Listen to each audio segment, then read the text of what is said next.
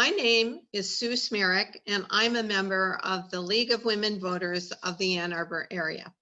I welcome you to our Zoom forum featuring candidates for the Michigan House of Representatives 52nd District. The candidates will be on the ballot on the November 3rd general election. This year, the League of Women Voters is celebrating 100 years of expanding voter rights, educating voters, and shaping and influencing legislation at the local, state, and national levels. We are pleased to sponsor these forums. The League is a nonpartisan civic organization that encourages informed and active participation by all citizens in government. While the League does not support candidates or parties, we do support issues and take stands on them that we have studied. One of the League's most important goals is to assist voters in making informed choices at the polls. And thus, we bring you tonight's program. Our moderator this evening is Jeff Smerick, who will explain the format and get us started. Thank you, Sue, and thank you everyone for joining us. And now it's my honor to introduce the two candidates running for the Michigan House of Representatives 52nd District, Representative Donna Lisinski and Mr. Greg Markey. Welcome, candidates, and thank you for participating in this forum. The forum today will have this format. Each candidate will have an opening statement of up to 1 minute. Each candidate will have a closing statement of up to 90 seconds. In between, I will ask questions which came from the Washtenaw County community. Each candidate will have 2 minutes to respond to a question. At appropriate times, a sign on the screen will indicate the time remaining, 30 seconds, and then stop. If you have used up your time, you will be allowed to finish your sentence, and then your microphone will be muted to allow the other candidate to have an equal opportunity to participate. The candidates will begin speaking in alphabetical order.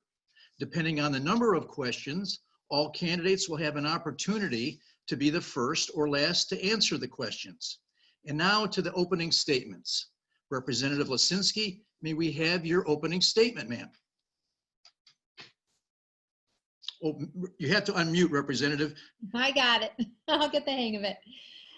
Yes, thank you so much for having me here tonight. I am very excited and grateful that the League of Women Voters puts forth the effort to make sure that everyone in our community has the chance to meet us, to hear us, answer questions, and to have this opportunity, particularly during the pandemic, to continue to engage as citizens. I'm running for my third and final term. I'm term limited for the State House of Representatives. I'm very proud of the work that we've done together as a community in the 52nd House District, from focusing on increasing funding for education, which has paid dividends as we've headed into this pandemic, where all of our school districts have had options and community discussions to have in-person schooling or at home. The work we've done to increase standards so that we have more clean water and banded together to fight to make sure we can eat the fish from our lakes and rivers. And finally, our very local issue, broadband internet access. So thank you. I look forward to this evening's questions. Thank you, Representative Lisinski. And now, Mr. Markey, may we have your opening statement? Hi, good evening. I'd like to also thank the League of Women Voters for having us tonight. As I've said before, I'm not a career politician. I'm a hazardous materials specialist at the University of Michigan. I work in the business of collecting and coordinating the disposal of hazardous waste from one of the most diverse and largest chemical waste streams in the state. And in addition to that, coordinate a significant amount of recycling of everything from light bulbs to electronics. The other thing we do is we collect, we respond to hazardous waste and hazardous materials spills on campus. I decided to run because I've been asked by people from both ends of the political spectrum. They've told me they have faith in me and they wanted to see me run, and they convinced me that it was the right thing for me to do and this was the right time. Thank you, candidates. And now to the questions. As a reminder, I will be reading each question once, and it will not be repeated unless I'm requested to repeat it. The first question starts with Mr. Marquis. Through today, more than 128,000 Michiganders have been infected with COVID-19, and approximately 7,000 Michiganders have died from COVID. What does Michigan need to do going forward to control the COVID pandemic? I think the real key lies in each and every one of us. I think the governor has done all that they can to encourage people through social distancing, the wearing of masks, but it really falls on each of us as individuals to comply with that. We can enforce mask wearing through laws, we can enforce social distancing, but what it really comes down to is all the laws in the world aren't going to work if people won't comply. And so we really have to comply with mask wearing, social distancing, repeatedly washing our hands, sanitizing common surfaces. I think that those are the things that are really going to help us turn the corner until a viable vaccine and treatments are found. Thank you, Mr. Marquis. Representative Lisinski, same question. Oh, you have to unmute. I tell you, so I usually work off of 2 screens, and for some reason that makes it easier for me because I can, I don't know, at any Very rate. good. Anyway. So thank you. So with 128,000 folks who have been tested positive, as well as the 7,000 deaths, we've absolutely seen exactly what Mr. Marquis states, is that it's individual responsibility at this point. Just like for those of us who have volunteered in classrooms for years, we all know that as soon as a kid sneezes on you, the first thing you say is, hey, in your elbow, right? These are things that we can work with and we can do. What I'm really particularly proud of for us in the 52nd House District is how our small businesses and our businesses have responded and reacted. We have seen that our businesses have placed a real priority on a healthy workforce, that they know that their employees want to come to work healthy and go home to their families healthy. And because of that, we've seen some great participation from employees and employers in making sure that, of course, there's an ambulance coming by, I apologize, in making sure that their employees have the personal protection equipment, that our schools have that in place, and that we're really taking care of each other in that way as well. Because we know without the local Meijer open, without Bush's open during the pandemic, we all would have been in an awful lot of trouble. So it's taking care of each other in that way too, that we respect the places that we visit and we respect the workers who have shown up for work every day for us. And our business owners have done a good job there in providing and making safe workplaces for the employees and for consumers. Thank you, ma'am. And Representative Lisinski, you have the next question. Okay. The League of Women Voters has consistently advocated for access to voting.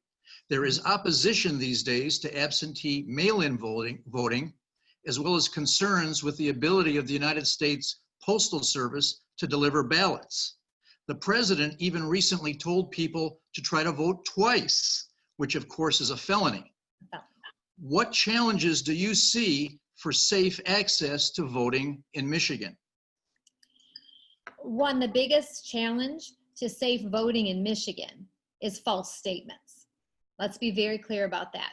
As Michiganders, we have a long, proud history of absentee ballot voting. I know I've utilized it for many years, as has my husband, as both of us, work full-time jobs, myself as a small business owner, in order to make sure we were available to vote on that day. We've used the privilege of absentee voting. Now it's really vote from home. It's no reason. You don't have to have a reason. You can choose to vote by mail, to vote from home. When we see the rhetoric, and again, I must say it is false rhetoric, that drop boxes are going to be dangerous, that our clerks aren't going to be able to count the ballots, that, again, you should vote twice. Again, a felony. I can tell you I have bills in front of me in the House tomorrow that are criminal penalties for voting improperly. They're already the penalties that are in place. There's simply a restatement of the penalties because there's political rhetoric that says, well, we want to punish people who vote improperly. We've always had those penalties, and we've held our elections dear. Again, when I've talked to our local clerks, I'm so proud of them, the preparation they've made. I know in my home township of Scioto, over 100 people have offered to be poll workers, and the average age has moved, I believe, from 65 to 38 years old in terms of the pool of poll workers. Folks want secure, safe elections. It's our duty as elected officials, from the local clerk to the county clerk to every poll worker, to ensure that. And again, the biggest danger is the rhetoric. The second is the delays at the post office. So for that, I say 10-20-20. If it is after October 20th, 2020, take your ballot to a drop box. Take your ballot to a clerk. Let's not make the mistake that we're trusting a system that the president himself has said he has tried to hobble. So 10-20-20, keep it on your mind. Thank you, Representative Lisinski. Now, Mr. Marquis, same question to you, sir. And you need to unmute. You need to unmute. There you go. There we go. The quirk of a wireless mouse. It's my main concern with mail-in voting, having been on the County Board of Canvassers, is that the absentee voter count boards, may find themselves overwhelmed.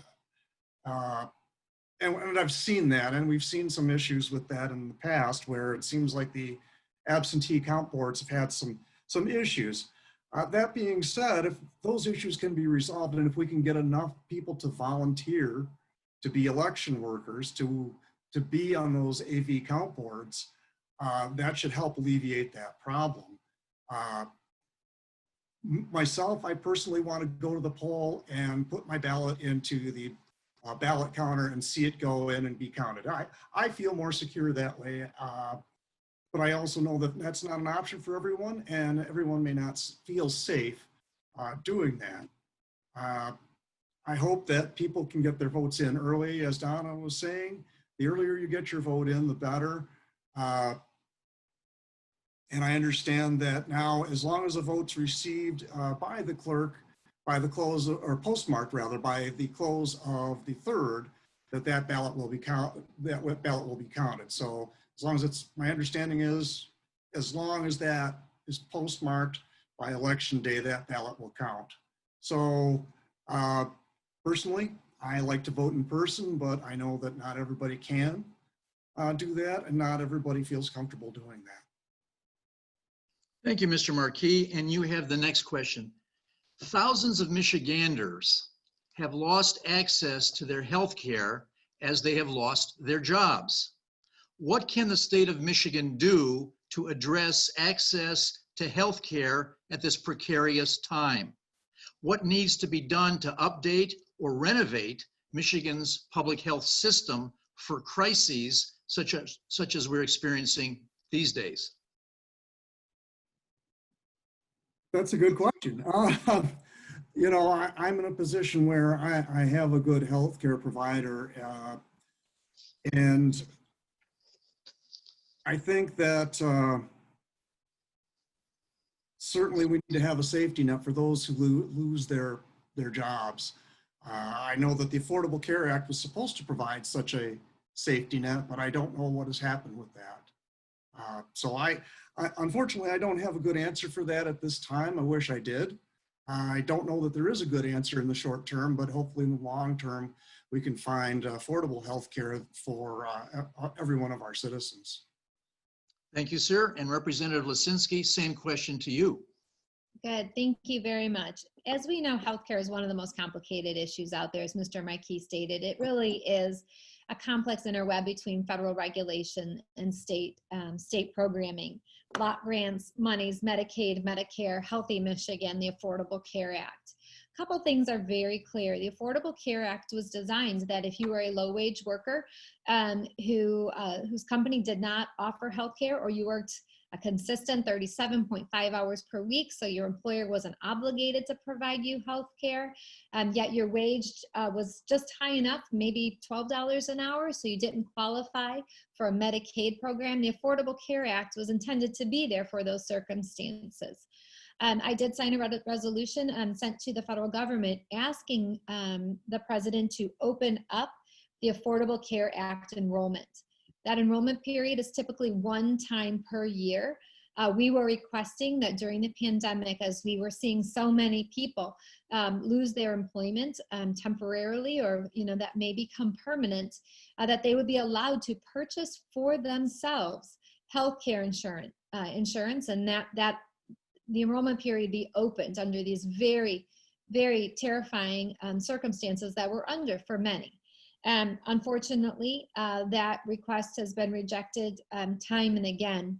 What we have as options in Michigan then relate to Medicaid. And so with that, folks who have spent down their assets, folks who have very little in the bank, do have the opportunity, if they've been driven to that point, either by a health crisis that they've had to pay for, or simply by a loss of income that has drained their savings, they have the ability to apply for Medicaid or to apply for Healthy Michigan. Healthy Michigan is a tremendous program where we expanded it took the Medicaid expansion a number of years ago and really made it available to working age people. Thank you, Representative Lisinski. And you have the next question. This week, our state Senate passed Senate Bill 757, which will allow local clerks to start processing, though not counting, absentee ballots early. Our clerks have been stressing the need to be able to prepare for the record 2.1 million requested absentee ballots early so they can deliver accurate and timely election results. How would you vote on this Bill 757 to help clerks start processing absentee ballots? Thank you. Actually, I thought I might have the opportunity to vote on that today. However, there still are a few negotiations going on right now. That bill did pass the Senate, and for that early counting opportunity, which was set up exactly like that. Let me take a step back. There's a difference between counting and processing. The absentee ballot is you fill out your ballot, you put it in an envelope, you seal that, and then you put it inside a secrecy envelope, seal that. That goes inside an envelope and gets sent to the clerk. So as you can imagine, just in physical steps in opening those envelopes, there's quite a bit of work. And so what that bill 757 that allows early processing does is it simply allows clerks to start to open the envelopes, to reveal the secrecy envelope, to sort those for counting. But their ballot counting would not start until election day, excuse me.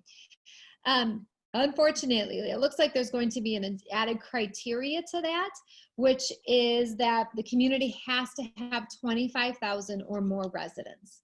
Now, unfortunately, what happens is in Lima Township, Lodi Township, Freedom Township, and others, is that we don't have the high-speed ballot processing machines that the larger counties do. And so we are not only not going to be able to be allowed to process early, but we also don't have on hand the high-speed machinery that allows them, once they're open, to be processed very quickly. I have raised my voice a number of times that population threshold is unnecessary. We'll see if we can get that amendment taken up by the majority party. But at this point, I'm a little bit doubtful on that and disappointed. I know for some of our larger population centers that will be helpful, but we need the help in communities no matter what size to be able to do that. So I am supportive of it. Thank you, Representative Lisinski. Mr. Marquis, same question to you, sir, and you need to unmute.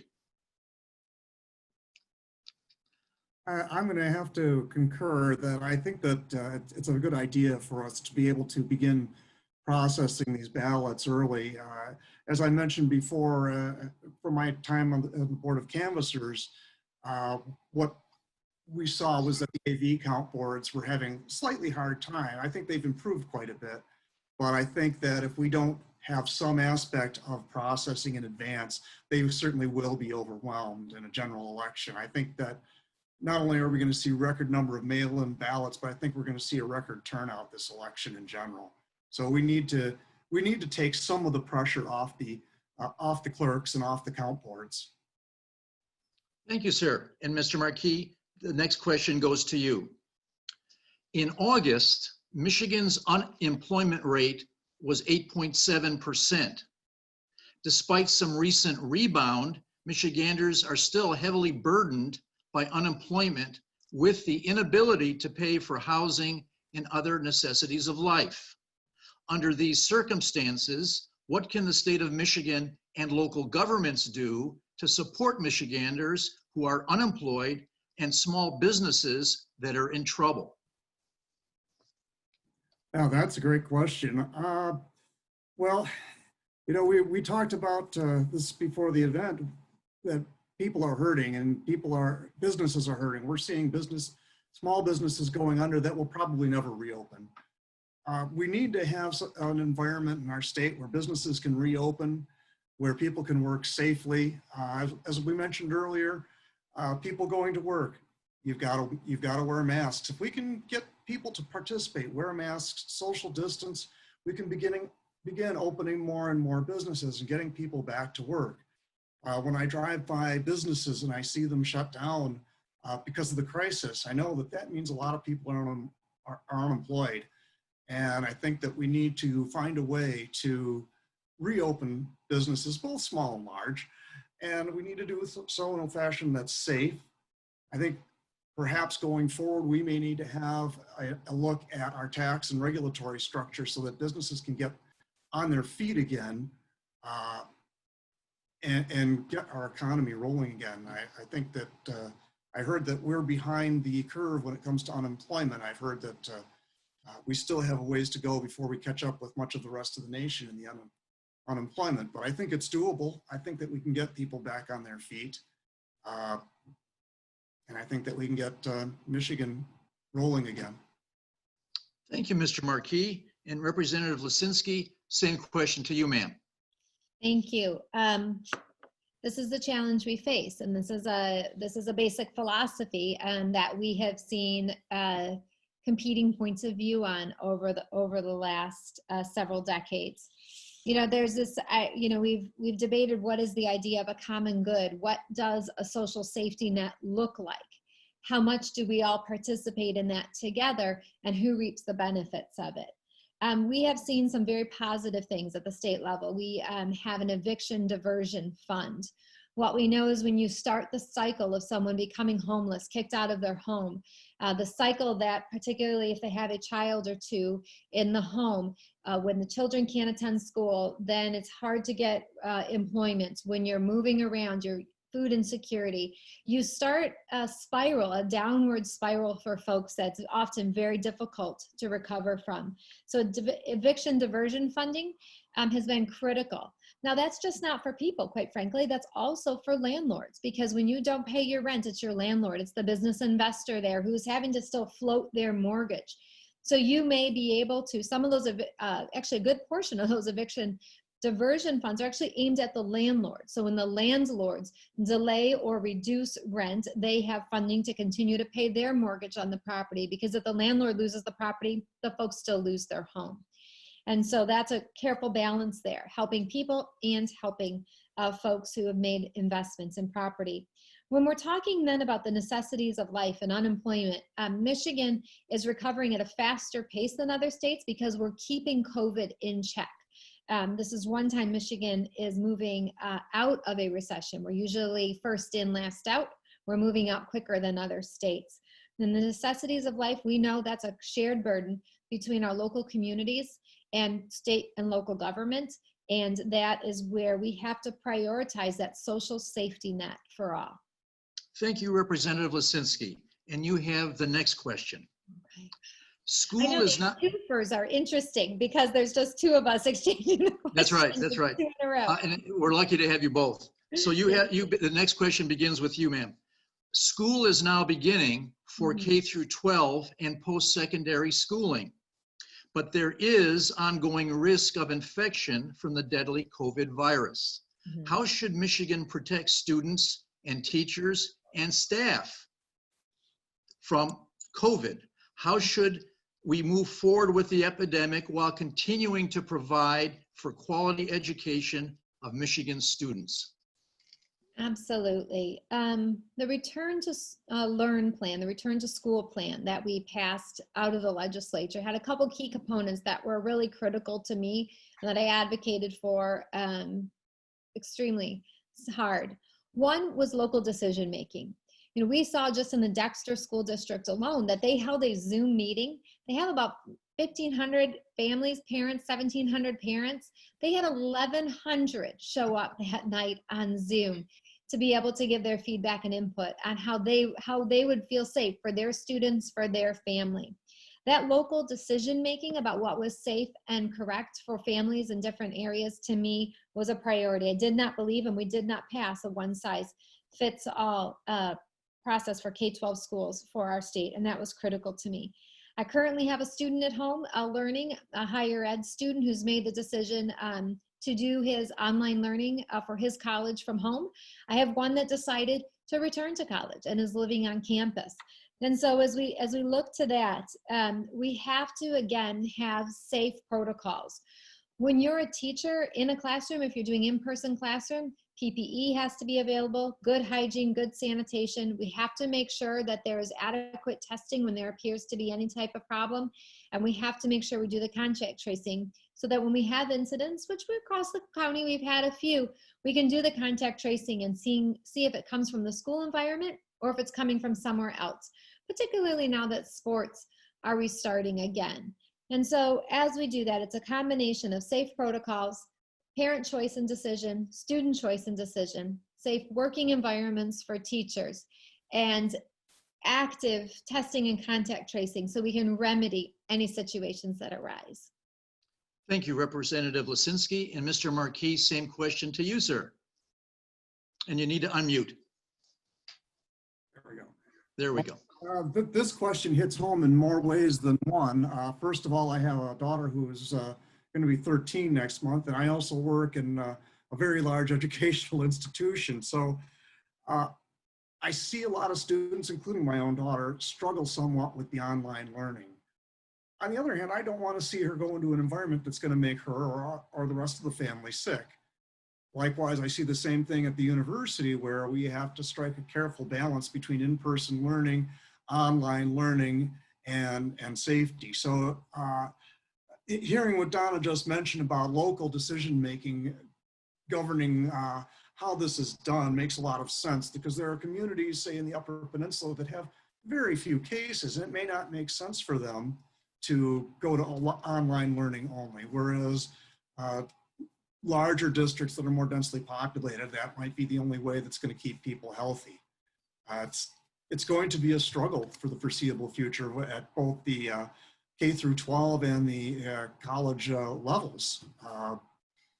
You know, it's a little disturbing knowing what's going on in COVID, and then to drive by certain facilities, seeing a bunch of people playing basketball, no masks, no shirts. It's like, wait a minute, guys, what's going on here? So I think it starts to return again to personal responsibility, but we are, as parents, as members of the educational community, we are struggling with how to provide an education and stay healthy at the same time. And it's a balancing act. Thank you, Mr. Marquis. And this brings us to our final question for this evening. And that goes to begin with to you again, Mr. Marquis. Last week, Governor Whitmer, in partnership with the legislature, announced the Futures for Frontliners program. It is a tuition-free community college opportunity for frontline workers without college degrees that prepares students to complete a high school diploma or equivalent and to receive job training to prepare for jobs that are in demand. These essential workers put their health and lives on the line to help the rest of us stay safe in the COVID epidemic. Could you comment on this Futures for Frontliners program, and do you support it? I would say I wholeheartedly support this. It's good to see the governor and the legislature working together. That's been a sketchy relationship for some time, but I think that they're moving in the right direction with this. I'm hoping that many of these essential workers will go into skilled trades. We have a terrible shortage of skilled tradespeople in our state right now. We need to educate more people to be electricians and plumbers and elevator mechanics. These are good paying jobs, and we can't fill them.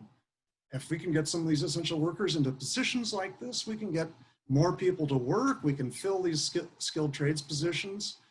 And it certainly helps if they can have some tuition ease in the process. Thank you, sir. And Representative Lisinski, same question to you, and you need to unmute.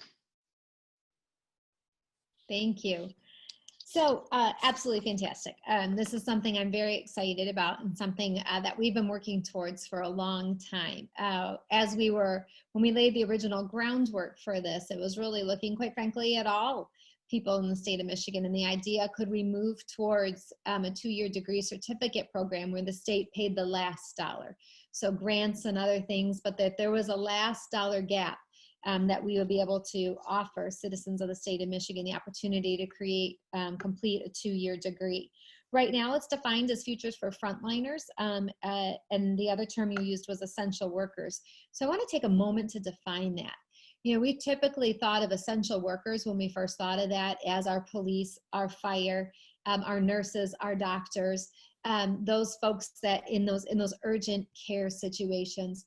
What's really exciting about this package and why it's called Future for Frontliners is because it's talking about the grocery store clerk, the pharmacy tech who took your order, the 16-year-old kid who is at the CVS ringing you out. These folks who showed up to work every single day. And quite frankly, those workers often right now, the ones who are essential workers who kept us humming while those of us have the types of jobs who you could work from home for, are typically our lowest wage workers. So we had the situation where the lowest wage workers were often taking the highest daily risk. I know I have a young friend of mine who didn't miss a day of work at Meyer and was exposed every single day. So as we look at this and as we look at skilled trades, this program for folks who are joining an electrical apprenticeship or that wouldn't need this program. Those always have been provided for free by our unions from their working wages. This is a nice supplement for folks to get that high school degree so they can get into a union program, or for a pharmacy tech, a med tech, those other trades that help them build a future and a career. Thank you. Thank you, candidates, for these questions and your excellent answers. And now it's time for the closing statements. We will begin with Representative Lisinski. May we have your closing statement, ma'am? Thank you. Again, I'm Donna Lisinski, and I am seeking re-election to the 52nd House District. I appreciate the time and interest you've put in tonight learning about the service that I've provided to the state and the service I hope to continue, as well as my thoughts and concerns on critical issues. As we've moved forward through the pandemic, it has definitely laid bare issues that we always knew we had in the 52nd House District. Issues like clean water to keep us safe and healthy. Issues about access to healthcare for all of us, to be healthy, to be able to go to work and return home healthy. It has laid bare how important broadband internet access is to every single one of us. When we look right now at the proportion and number of students who simply don't have access to learn from home, for the parents who have to work from home or are working from home, even if they previously thought they had access because they were working off a hotspot in their home, it's clearly been shown to be insufficient during this pandemic. I commit to you that if I'm reelected, I will continue to throw my heart and soul into clean water, education, restoring our economy and supporting our small businesses, and engaging and expanding that broadband internet access. Thank you for your time this evening, and I ask for your vote for state representative in the 52nd House District. Thank you, Representative Lisinski. And Mr. Greg Markey, may we have your closing statement, sir? And you need to unmute. There you go. Thank you again. I'm going to keep this brief. I'd like to thank you again, thank the League again for having us both tonight. As we move forward, recovering from COVID-19, the state's going to have to make some tough choices. There's likely to be a significant budget shortfall. And as the crisis progresses, we can either raise taxes, which will further drive businesses and people from our state, or we can create a tax and regulatory environment that will draw businesses to our state. Furthermore, we need an environment in our state at all levels that is inclusive of all of our residents. We also need to ensure that law enforcement is well trained and treats all of our citizens equally. I'd like to take a moment to thank you all for your time, and God bless. Thank you, Mr. Greg Markey. And thanks to all of you for participating in this valuable session. I will now turn this back over to Sue for our closing comments. The League wishes to thank the candidates for participating in tonight's forum and to those who offered questions. All of our candidates' forums will be available for streaming on your computer or smartphone. Go to our website, lwvannarbor.org, and look for the link to the programs. In addition, the forums can be viewed on the Community Television Network. Please urge your friends and neighbors to watch these forums as well. For additional nonpartisan information on candidates and ballot issues, go to vote411.org. The League's voter resource guide covering local, state, and federal candidates, as well as current proposals that will appear on your ballot. As a reminder, all registered voters may cast an absentee ballot. With the changes that have been created by COVID-19 and confusion regarding registration and voting procedures, the League encourages you to vote as soon as possible after you feel knowledgeable about the candidates and ballot issues. The most important thing is to make sure you vote in the November 3rd general election. Good night.